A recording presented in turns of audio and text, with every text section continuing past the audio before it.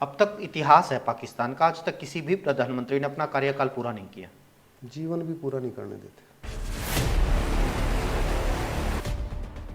क्योंकि वो नेशन है ही नहीं। लोग मानते कि ये देश है, ये देश है ही नहीं। ये एक आर्मर्ड फोर्सेस द्वारा ऑक्युपाइड एक ज्योग्राफिकल एरिया है।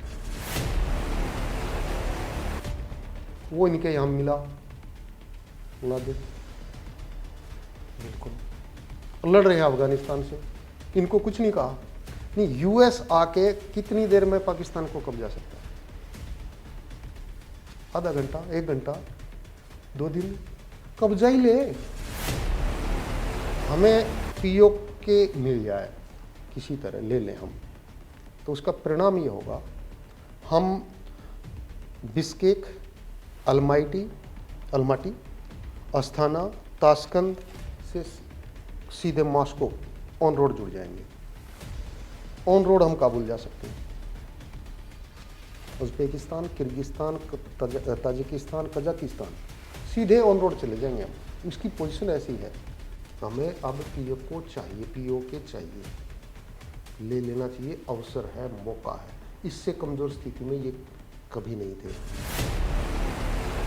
आज वर्ल्ड पॉलिटिक्स में कैसे कैसे लीडर हैं।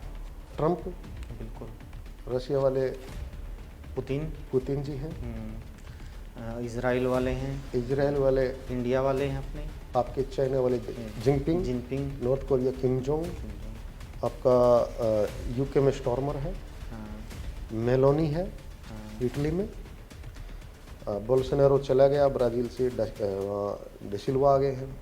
ये सुपर लीडर है। ऐसी लीडरशिप इतिहास में आज से पहले सिर्फ सेकेंड वर्ल्ड वॉर के टाइम। नमस्कार, स्वागत आपका। भारत पाक टेंशन कहें, युद्ध कहें, जो भी है, इसके बारे में तमाम जिक्र चर्चाएं हो रही हैं।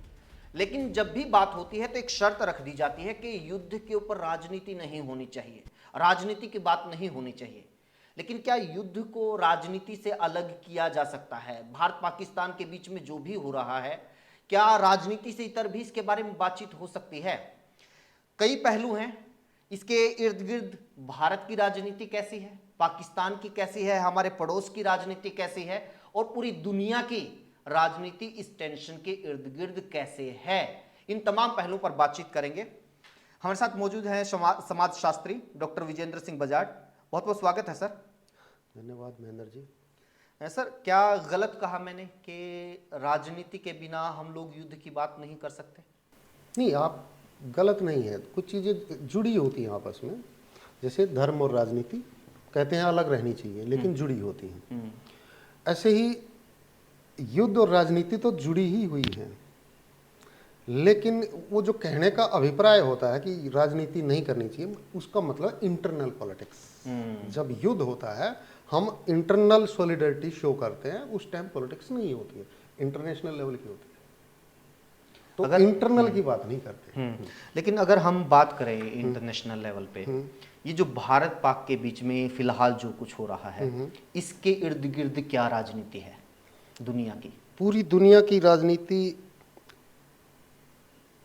जो जुड़ती है, ट्रेड, कॉमर्स, उन चीज़ों से दुनिया जुड़ी हुई है। और पूरी दुनिया का आजकल जो हेड अपने आप को दिखाता है, अमेरिका, जिसमें ट्रंप आ गए हैं, वो तो सरपंच कहते हैं वर्ल्ड के, उनका इंटरेस्ट जुड़ा होता है। अमेरिका ज्योग्राफिकली ऐसी जगह है जहां आज तक सिर्फ 2 हमले हुए हैं, 2 अटैक। पर्ल हार्बर का अटैक सेकेंड वर्ल्ड वॉर से पहले जापान ने किया था। दूसरा ट्विन टावर्स का अलादीन ने किया था। अलादीन कहाँ मिला? पाकिस्तान में, एबटाबाद में। तो इस स्टेट में कुछ प्रॉब्लम है। पाकिस्तान हमारा पड़ोसी है, पड़ोसी हम बदल नहीं सकते। और इस पाकिस्तान और बांग्लादेश 2 ऐसे पड़ोसी हैं जिनका चयन हमने खुद किया है। नॉर्मली हम ये कहते हैं पड़ोसी का चयन हम नहीं कर पाते और नाम बदल सकते। और इसकी जो स्ट्रेटेजिक पोजीशन है, अगर अमेरिका को साउथ एशिया में कुछ भी करना है, वियतनाम में बुरी तरह आ रहे थे अमेरिका, कारण स्ट्रेटजिकली आसपास कुछ नहीं था जहां वो अपना कुछ बेस बना सके। बाद में फिलीपींस के साथ उन्होंने मिलकर ऐसा किया। पाकिस्तान शुरू से अमेरिका की लगभग कॉलोनी की तरह रहा है, और वहां लोकतंत्र सिर्फ एक दिखावा है, आर्मी का शासन रहा है हमेशा। इवन अब तो अपने यहाँ भी कुछ लोग कहने लगे कि ये जो डेमोक्रेसी है ये एक वेस्टर्न आइडिया है, पश्चिमी आइडिया है। एशिया में किस देश में डेमोक्रेसी है हमें छोड़ के? चाइना नहीं है, कोरिया, दोनों कोरिया, बांग्लादेश, अभी नेपाल, भूटान, नीचे तक चले जाइए आप, म्यांमार, फिलीपींस, थाईलैंड, वियतनाम, कहाँ है? कहीं नहीं है। हम ही डेमोक्रेसी को अब तक लेके चल रहे हैं। उनके यहाँ प्रॉब्लम है, कभी भी प्रधानमंत्री हट जाता है। अब तक इतिहास है पाकिस्तान का, आज तक किसी भी प्रधानमंत्री ने अपना कार्यकाल पूरा नहीं किया, जीवन भी पूरा नहीं करने देते। चूंकि बाहरी शक्तियों से चीजें चलती हैं, इंटरनल उनकी जो आवाम है, जनता है, उनसे नहीं चलती है। लगभग उनका 60% एरिया तो आर्मी ऑक्युपाइड है, थोड़ा सा एरिया है जहां आम जनता रहती है, और आर्मी के अपने इंटरेस्ट होते हैं। उनके राजनेता भी अजीब तरह के हैं। हमारे यहाँ आज तक ऐसा नॉर्मली नहीं हुआ है कि कोई स्थापित राजनेता, कोई बड़े पद पे व्यक्ति, हमने ऐसे लोग नहीं चुने, गलतियां हो सकती हैं, लेकिन अब तक बड़े पदों पे हमने बहुत अच्छे लोगों को चुना है जो राष्ट्र के प्रति समर्पित हैं। उनके यहाँ प्रधानमंत्री जब तक सीट पे रहता है, चेयर पे, तब तक देश में है, फिर बाहर। और सभी का ऐसा नहीं एक प्रधानमंत्री के बारे में ऐसा कहा जा रहा है, सभी विदेश चले जाते हैं। तो इसका मतलब विदेश से वो बनवाए गए, चुने गए, या आर्मी द्वारा चुनवाए गए, जो भी किया गया, और फिर उनको शेल्टर भी दी जाती है कि आ जाओ, यहाँ रह लो, पैसा लेके आ जाओ। तो उनकी जो पॉलिटिक्स है, इंटरनल हो या एक्सटर्नल हो, वो अलग तरह की, वो पपेट है। किसके हाथों का है? वर्ल्ड कैपिटलिस्ट सिस्टम का, जैसा वो चाहते हैं। स्पेसिफिक अमेरिका का नहीं कह सकते? नहीं, शिफ्टिंग होती रहती है। आज अमेरिका का नहीं है, आज रशिया का या चाइना का है। चाइना का। अमेरिका ने ये जो सारा इनको खड़ा किया एक स्टेट के तौर में, उनकी आर्मी इस तरह की गई, स्ट्रॉन्ग की गई, क्यों की थी? रशिया के अगेंस्ट। आप इसकी स्ट्रेटेजिक पोजीशन ये देखिए, खाली पीओके की ही देख लीजिए। हमें पीओके मिल जाए किसी तरह, ले लें हम, तो उसका परिणाम ये होगा, हम बिस्केक, अलमाटी, अस्थाना, ताशकंद से सीधे मॉस्को ऑन रोड जुड़ जाएंगे। ऑन रोड हम काबुल जा सकते हैं। उज्बेकिस्तान, किर्गिस्तान, ताजिकिस्तान, कजाकिस्तान, सीधे ऑन रोड चले जाएंगे हम। उसकी पोजीशन ऐसी है, सिर्फ पीओके से, और चाइना से इसका कनेक्ट खत्म हो जाएगा। तो पूरे रसिया तक का जो अमेरिका को जो कोल्ड वार में खतरा था, उसका एग्जैक्ट बेस यहाँ है। तो इसलिए आप बहुत बार ये विचार आता है, अफगानिस्तान में आके यूएस लड़ता है और हारता है, रसिया आता है वो भी हारता है। उसकी बजाय थोड़े दिन पाकिस्तान से लड़ लेते। Graveyard of super powers. Yes. नहीं, यूएस आके कितनी देर में पाकिस्तान को कब्जा सकता है? आधा घंटा, 1 घंटा, 2 दिन, कब्जा ही ले। क्यों नहीं करते? इकोनॉमी इनकी कमजोर है, हर तरह। जिस ये तो कहेंगे हाँ जी ले लो हमें, आ जाओ, इनसे नहीं लड़ते। और अफगानिस्तान से क्यों लड़े? वो इनके यहां मिला लादेन, बिल्कुल लड़ रहे हैं अफगानिस्तान से। इनको कुछ नहीं कहा कि वह तुम इसको एबटाबाद में आर्मी कैंट में क्यों रखे हुए थे, क्या रिश्तेदारी थी, क्या वजह? मतलब क्यों नहीं? वजह यह कि अमेरिका पाकिस्तान को अपने लिए मोस्ट इंपॉर्टेंट मानता रहा है, वो चाइना के मामले में हो या रसिया के मामले में। इसलिए पैट्रोनेज मिली है, हमेशा मिलती रही है, अदरवाइज इनकी इतनी हिम्मत नहीं है। तो क्या अब ये माने कि जो अमेरिका का मोह भंग हुआ है पाकिस्तान से, तो क्या वो इंडिया का साथ दे रहा होगा इस टाइम पे? मोह भंग नहीं होता, इंटरेस्ट चेंज होते हैं, स्वार्थ, निहित स्वार्थ चेंज हुए हैं, क्योंकि इसने शिफ्टिंग कर ली उधर। क्या इनका एटम बॉम्ब का फार्मूला ये बेचते नहीं पकड़े गए? नॉर्थ कोरिया को इन्होंने दिया, ईरान को इन्होंने दिया। और क्या ये अकेले इतने सक्षम है कि एटम बम बना लेंगे, न्यूक्लियर बम बना लेंगे? कहीं ना कहीं अमेरिका इन्वॉल्व है। तो इनको शिफ्टिंग है फॉर द टाइमिंग, लेकिन अभी हम ये क्लियरली झुकाव हमारी तरफ हुआ है, क्योंकि हम दुनिया के सबसे बड़े बाजार हैं। हम चाइना के लिए भी उतने इंपॉर्टेंट, हम यूएस के लिए इतने इंपॉर्टेंट हैं। हमारी पॉपुलेशन हमारी स्ट्रेंथ है, हमारी डेमोग्राफी हमारी स्ट्रेंथ है। इसलिए उनके व्यापारिक हित है, स्वार्थ है, इसलिए उनकी शिफ्टिंग हुई है। लेकिन चाहते वो है सब, हथियार कौन बेचेगा? चाइना की पॉलिटिक्स, चाइना की पॉलिटिक्स को समझना सहज नहीं है। चाइना चूंकि एक तो भाषा, दूसरा मीडिया का कोई पूरा कंप्लीट कंट्रोल है गवर्नमेंट का। चाइना अपने आप में चाइनीज आर्मी नहीं है, पीएलए है। पीएलए उनकी पॉलिटिकल पार्टी की आर्मी है। आर्मी और वो पॉलिटिकल पार्टी एक ही है, वे जिसे चाहते हैं चुन लेते हैं। चाइना के बारे में सिर्फ इतना कहूँगा कि चूँकि हम गांधी का देश है, हम बुद्ध का, जैन का देश है, हम नानक साहब का देश है, जो हमारे दलाई लामा है, उन्होंने पूरी तरह गांधीवादी व्यक्ति हैं, शांतिवादी हैं।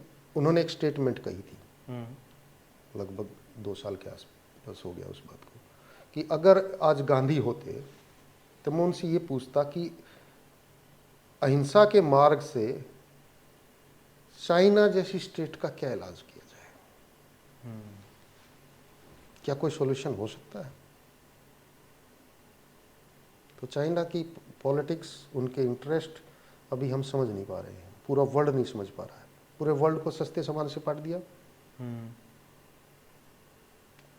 पाटा नहीं, डिपेंडेंट किया है। जिस भी कंट्री का रोक देते हैं, गोदाम खाली हो जाते हैं। तो चाइना और उनकी एक्सपेंशन की नीति शुरू से रही है, लेकिन इनका पिछले लंबे समय से कोई किसी वार का एक्सपीरियंस नहीं है चाइना का।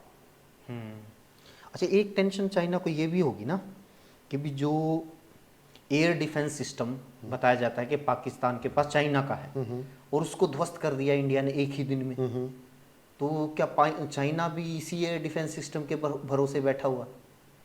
ये टेस्टिंग चल रही है, चाइना अपने टेस्ट कर रहा है यहाँ, वहाँ तो हो नहीं सकते। हमारे पास हमने जहाँ से भी खरीदे हैं, महंगे खरीदे हैं, अच्छे खरीदे हैं। हमारी आर्मी सक्षम है। रसिया के सबसे ज़्यादा टेस्टेड हैं, सारे के सारे, कोई भी इंस्ट्रूमेंट आप ले लीजिए। दूसरा है फ्रांस का, तीसरा है यूएस का, वो ऑलरेडी टेस्टेड है। हमारे पास हो सकता है बिल्कुल लेटेस्ट ना हो, उतना अपडेटेड तो कौन देगा, लेकिन जो भी है टेस्टेड है। बिल्कुल। चाइना अपने पाकिस्तान के थ्रू अपने कुछ इंस्ट्रूमेंट टेस्ट कर रहा है, अब टेस्टिंग चल रही है उसमें, पता नहीं क्या। अच्छा, इसमें एक एक अगर बिंदु, बाकी जो हमारे एशियन कंट्रीज हैं उनके ऊपर क्या कुछ असर या उसकी कुछ पॉलिटिक्स प्रभावित हो रही है इस टेंशन के बीच में? नहीं, पिछले 3-4 साल से देखोगे, कोरोना के बाद ही टर्बुलेंस नहीं आया। श्रीलंका का क्या हुआ, नेपाल में क्या हुआ, बांग्लादेश में क्या हुआ? तख्ता पलट। प्रधानमंत्री को देश छोड़ के भागना पड़ा। जब लुइस हेनरी 14 को मारा गया था, आजकल लेबर डे के रूप में मनाते हैं उसको, 5 मई 1789 को, पूरा यूरोप का जितने भी राजा महाराजा साम्राज्य थे सब कांप गए थे एक दिन में कि अब तुम्हारा नंबर है। तो जो श्रीलंका में हुआ, भागना पड़ा निवास छोड़ के, यहाँ हुआ अभी बांग्लादेश में, भागना पड़ा। ये आशा छोटी घटनाएं नहीं है, और ये सारी की सारी इकोनॉमिक डिस्टर्बेंस से हुई है। गलत नीतियां आई और बाहर का प्रेशर, उसमें कोई भी कंट्री, आप रशिया का नाम लो, चाइना का नाम लो और यूएस का नाम लो, प्लेयर 3 है आज के दिन। यूरोप इकोनॉमिक पॉलिसी लाइक जो हमारे डेवलपिंग कंट्री जितने भी हैं, हमारी एक बेसिक फंडामेंटल प्रॉब्लम है, वो है करप्शन। हमारे यहाँ से एडमिनिस्ट्रेशन लेवल पे करप्शन है या किसी पॉलिटिकल लेवल पे, पैसा साइफन होता है बाहर। सभी डेवलपिंग कंट्री की प्रॉब्लम ये है। और पैसा कहाँ जा रहा है? डेवलप कंट्री की तरफ। बिल्कुल। और कौन लेके जा रहा है? जो भ्रष्ट लोग हैं। और उनको कौन बढ़ावा दे रहा है? भ्रष्टाचार कहाँ से आ रहा है? बड़े देश यूज करते हैं, वो बड़े कैपिटलिस्ट सुपर रिच लोग। क्या नाम नहीं आता जॉर्ज सोरोस का बांग्लादेश में? हमारे यहाँ भी आया था, अडानी के जो शेयर वगैरह में कुछ हुआ था, जॉर्ज सोरोस का नाम नहीं आता। करते हैं वो। तो ये तो चलेगा और चलता रहा है पहले से। अब सिचुएशन थोड़ी सी गड़बड़ इसलिए। क्या ये जो अभी पूरा सब कुछ हो रहा है, क्या ये भारतीय इकोनॉमी को भी डैमेज करने की एक पूरी कोशिश है, और कहाँ से कोशिश हो रही है? देखिए, जब भी हमारी इकोनॉमी आगे जाती है, आगे जाने का मतलब है हम 8% से ऊपर ग्रो करते हैं। जब भी शुरू होता है 8 से ऊपर जैसे निकलते हैं, पता नहीं इनको पड़ोसियों की तरफ से कुछ ना कुछ हो क्यों जाता है। 65 तक तो इतना था भी नहीं, लेकिन हम ग्रो कर रहे थे, बड़े इंस्टीट्यूट बना रहे थे उस टाइम। हाँ। 71 बिल्कुल, हम ग्रीन रेवोल्यूशन पे काम कर रहे थे, हम पॉपुलेशन कंट्रोल पे काम कर रहे थे। 99 हम 8.5% से ऊपर चल रहे थे। लिबरलाइजेशन का जो असर होने लगा था। ठीक है।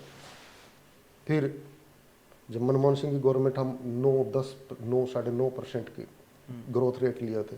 मुंबई का अटैक, तो ये खुद ग्रो नहीं कर पा रहे हैं क्योंकि वो नेशन है ही नहीं। लोग मानते कि ये देश है, ये देश है ही नहीं। ये एक आर्मर्ड फोर्सेस द्वारा ऑक्युपाइड एक ज्योग्राफिकल एरिया है। तो जब भी हम ग्रो करते हैं, इनके थ्रू कुछ लोग जो इनके पीछे विदेशी शक्तियां हैं, वे कुछ ना कुछ करती हैं। अभी भी जैसे कोरोना के बाद अगर पटरी पे चीजें आने लगी तो ये अब किया गया। हाँ, क्या ये आफ्टर कोरोना और आफ्टर टैरिफ वॉर, हाँ, जो कंपनियां हमारे यहाँ जो मेक इन इंडिया के थ्रू आए हैं, हाँ, बहुत लोग ये पूछते हैं मेड इन इंडिया और मेक इन इंडिया में कोई डिफरेंस है? एक नारा होता था मेड इन इंडिया, हाँ, आजकल है make in India. Make in India. बहुत बड़ा डिफरेंस है इसमें, लगता नहीं लोगों को। मेड इन इंडिया का नारा जब दिया गया था नेहरू के द्वारा, तब उनका ये कहना था कि हम सब कुछ हम अपने यहाँ बनाएंगे, खुद बनाएंगे, क्योंकि बाहर की कंपनियों के मामले में हमारे एक्सपीरियंस ज़्यादा नहीं थे। 1-2 कंपनी आई थी ईस्ट इंडिया नाम की, और पुर्तगीज एक कंपनी थी। वो एक्सपीरियंस ही बहुत वो एक्सपीरियंस बहुत बुरा था, कब्जा लिए थे हम, इसलिए हम बाहर की कंपनियों से हेट करते थे। तो हमने नारा दिया मेड इन इंडिया, जो भी बनाएंगे इंडिया में बनाएंगे, खुद का बनाएंगे। अब नारा जो चला है वो है मेक इन इंडिया, हमारे पीएम ने जो दिया है, उसमें हम बाहर की कंपनियों को ये कह रहे हैं कि आओ यहाँ बनाओ, यहाँ बनाओ।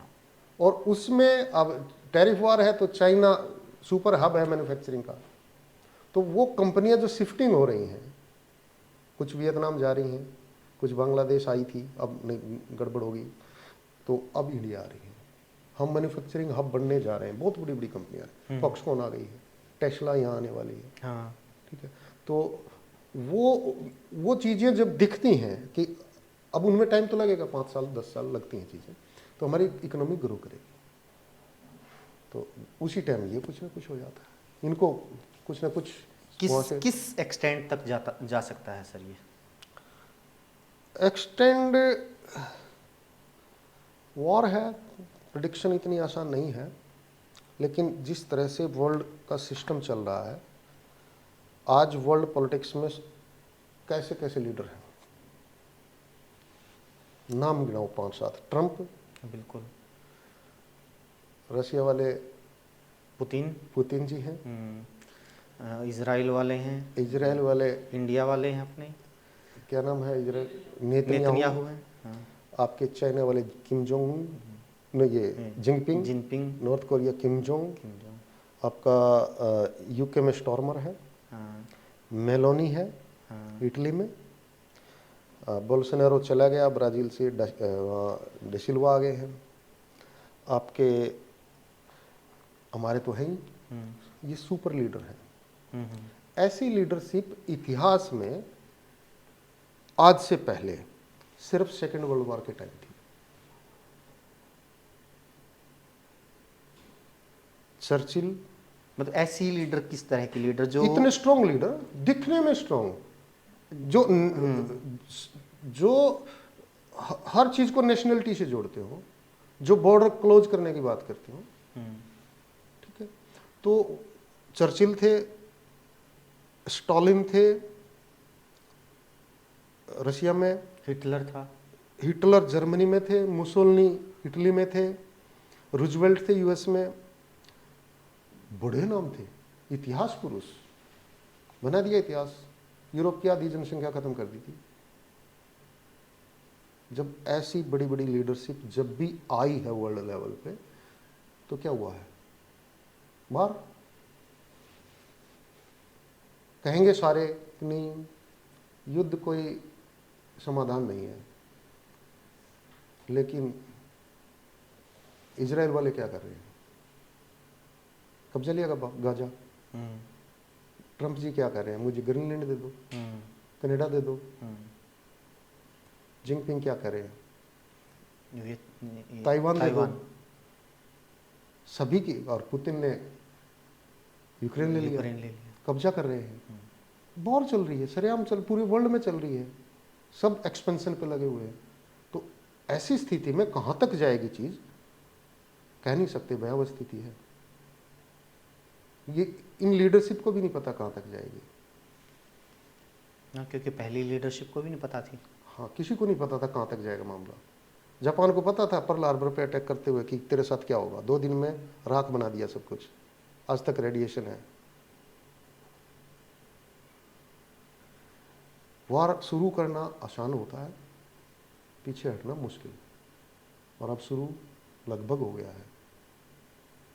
और विदेशी इंटरेस्ट हैं, जेडी वेंस आए थे, उन्होंने पहला बयान क्या दिया था, दूसरा क्या दिया, आज क्या दिया, तीनों से कुछ ना कुछ निकलता है। क्या क्या? पहले यहाँ आए, जैसे ये हुआ अटैक, उस दिन यहीं थे, पता नहीं वो जहाँ भी होते हैं, बिल्कुल कुछ ना कुछ, तो उन्होंने कहा कि ये एक टेररिस्ट अटैक है और उनको सजा मिलनी चाहिए टेररिस्ट को।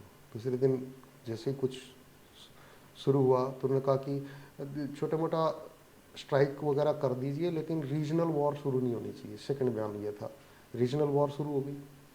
थर्ड आज जो उनका आया है कि यहाँ तक ठीक है, लेकिन न्यूक्लियर अटैक नहीं होना चाहिए। तो वो जो आप कहते हो बिटवीन द लाइन, क्या मीनिंग निकालोगे? जेडी वेंस आइडिया दे रहे हैं, या अमेरिका के स्पोक्स पर्सन है एज वाइस प्रेसिडेंट, तो कुछ भी कहीं तक भी जा सकता है। और शुक्रिया सर। हाँ, एक बात है कि अगर इस इशू को, मेन इशू कश्मीर का है ना, हाँ सेपरेटिस्ट हैं वहाँ लोग, हाँ, हमें ये बताया जाता कि सेपरेटिस्ट नहीं है, वे प्रो पाकिस्तानी हैं, ठीक है। वे वर्बली ये कहते कि नहीं, हमें तो अलग कश्मीर चाहिए, ठीक है। पहले हमारे यहाँ पंजाब में ऐसा एक्सपेरिमेंट हो चुका है कोई अब सेपरेटिस्ट वहाँ है, तो कनाडा बैठ के सेपरेटिस्ट की बात करेंगे, यहाँ नहीं करेंगे। तो वो एक अवसर है। अब वो जो सेपरेटिस्ट लोग हैं, ये 370 हटने के बाद कोशिश हुई, काफी सख्ती हुई थी, शक्ति और उसका असर है, अब सभी मानते हैं। दो तरह की धाराएं हैं। एक लोग ये मानते हैं कि शक्ति से ये चीज़ें नहीं हो सकती, हाँ। हमें प्रेम से और इनका मन जीत के, दिल जीत के ये सब किया जा सकता है, ऐसा कहने वाले भी हैं। हाँ। लेकिन ये एक्सपेरिमेंट 70 साल से कर रहे हैं हम। हाँ। क्या नहीं किया, हम डेवलपमेंट सब कुछ करने देश की के कोशिश की। सबसे ज्यादा रिसोर्सेज, अब सबसे ज्यादा पैसा मेरे ख्याल से जम्मू कश्मीर पे खर्च हो रहा है, या उसकी सेफ्टी के लिए खर्च हो रहा है। हाँ, सबसे बड़ा हिस्सा ये अगर मान हम के लोग चलिए, माने हमारा जो डिफेंस फंड है, हाँ, उसका सबसे बड़ा हिस्सा, सबसे बड़ा वो हिस्सा है, और उसका बड़ा हिस्सा वो यहाँ यूज हो रहा है। ठीक है, अब अवसर है 370 की तरह इस मसले को सोल्व किया जा सकता है। हमें अब पीओ को चाहिए, पीओ के चाहिए, ले लेना चाहिए, अवसर है, मौका है। इससे कमजोर स्थिति में ये कभी नहीं थे। इनके बैक करने वाले सामने नहीं आ सकते। ठीक है, हथियार खरीदने के इनके पास पैसे नहीं है, डोनेशन में कोई देगा नहीं, टेस्टिंग वेस्टिंग के लिए दे सकते हैं थोड़े बहुत, 10 से 12 दिन से ज़्यादा ये टिक नहीं सकते वॉर में। और पीओ के अगर एक बार मिला, और फिर सेपरेटिस्ट को हम ये भी कह सकते हैं, वही ये कॉरिडोर बना दिया है। हाँ। उधर जाना उधर चले जाओ, हाँ बिल्कुल, यहाँ रहना तो बोलो हम इंडियन भारत हैं, माता की जय।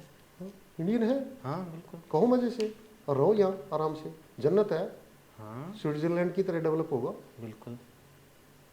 तो चीज़ों को सोल्व कभी कभी, हालांकि मैं नॉन वायलेंस का आदमी हूँ, लेकिन नॉन वायलेंस से इस देश ने चीजें चलती नहीं, खोया दुनिया बहुत, नहीं चलती। खोया बहुत है। बुद्ध के संपर्क में आके एक सम्राट नॉन वायलेंट हो गया था, उसके बाद हमें कोई भी कब जाता रहा। आओ कोई भी आ जाओ, अशोक के बाद विदेश में कोई भी आ गया, हम नॉन वायलेंट हो गए थे। तो कभी कभी नॉन वायलेंस तभी है जब हम सक्षम हैं, और अभी अवसर है और सही मौका है। शुक्रिया सर, तमाम पहलू पर मुझे चर्चा लगता है की। कि जल्दी ही पीओके हमारा होगा। I am hopeful. Hope so. Thank you.